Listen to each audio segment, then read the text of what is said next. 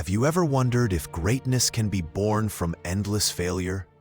Imagine a silent room filled only with shadows. Every shadow hides a moment of defeat.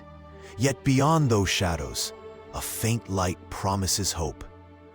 Long ago, in a small American town, a young man named Abraham Lincoln dreamed of making a difference. He looked out at the sunrise every morning, filled with hope. At 21, Abraham started his first business, eager to find success. Soon it failed, leaving him with nothing but empty pockets and a heavy heart. Despite his first loss, Abraham tried again, running for local legislature. He lost the election, listening as others celebrated their own victories. Unwilling to give up, Abraham started another business at 24. This venture failed as well, leaving him deeper in debt. At 26, Abraham's beloved passed away. Alone beneath a tree, he grieved in silence, his spirit nearly broken. Sadness and loss grew until 1 year later, Abraham suffered a nervous breakdown. He stayed at home, resting by a simple fireplace, trying to heal. With slow steps, Abraham found strength to try again. At 34, he ran for Congress, but voters turned him away once more. Year after year, Abraham faced new defeats. At 45, he lost the Senate race and walked home under a silent sky. Even after all the losses, Abraham kept trying. At 47, he hoped to become vice president. Again, he failed. At 49, he tried for the Senate once more. Another loss. Each setback pushed him to reflect and grow. Finally, after decades of struggle, at 52, Abraham won the presidency. His voice rang with hope as crowds cheered. Across the ocean, in 1913, Lee DeForest, a clever inventor, tried to make voices travel across the sea, but no one believed him. When Lee shared his idea, many experts laughed and called him a liar. At a public meeting, reporters shouted and accused him. Even after such embarrassment, Lee pressed on. Alone at night, he worked hard on his invention, sparks flying as he adjusted wires. In the end, Lee's invention changed everything. With his tube, the world could hear voices across the ocean at last.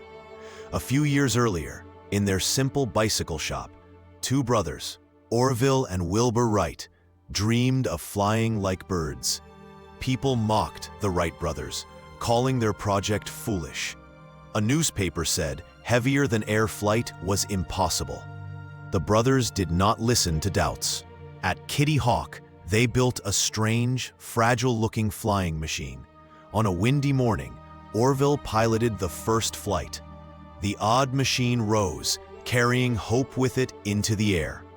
A few decades later, in Kentucky, an elderly man named Colonel Harlan Sanders stared sadly at his last few bills, searching for a way to survive. With only his car and his mother's recipe, Colonel Sanders filled boxes with fried chicken and set off down the road, praying for a miracle. Day after day, Sanders knocked on doors. He heard no more than 1,000 times. Still, he did not quit. At last, someone gave him a chance. Colonel Sanders' recipe brought smiles, and soon, many people lined up for his chicken. Across the country, a young man named Walt Disney showed his drawings to newspapers, but editors dismissed him, saying he had no talent. Rejected and broke, Walt worked alone in a tiny shed overrun by mice.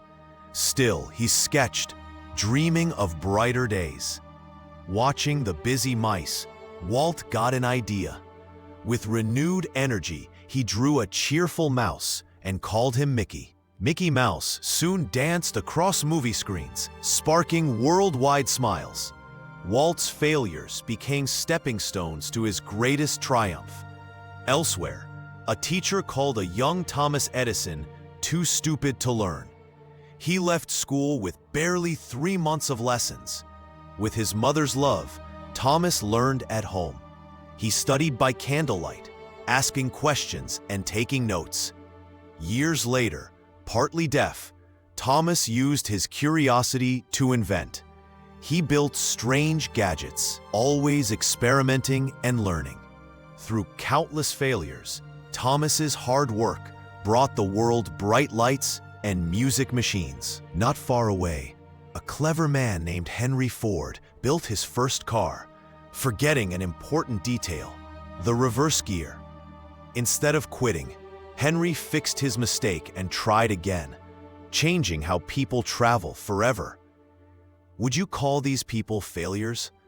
They did not give up when times were tough. Their greatest gift was their will to rise again. One day, disaster struck Thomas Edison again. At 67, he watched in horror as his factory burned to the ground. Yet Thomas did not mourn for long. He told his friends, "All our mistakes are burnt up. We can start again." Only 3 weeks later, Edison unveiled his next invention, the phonograph, turning disaster into another triumph. Every person in these stories chose not to stop at failure. Because of that, our world is brighter, safer, and more fun. Greatness isn't about never falling down.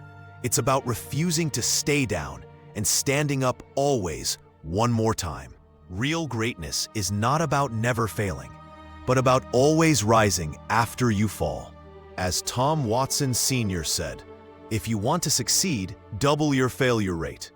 Every setback is a step forward if you keep going."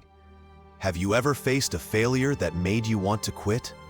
Imagine for a moment 7 ordinary people, each shining with hope despite all odds, stand together in a circle beneath a rising sun. Can you see yourself among them, ready to rise again?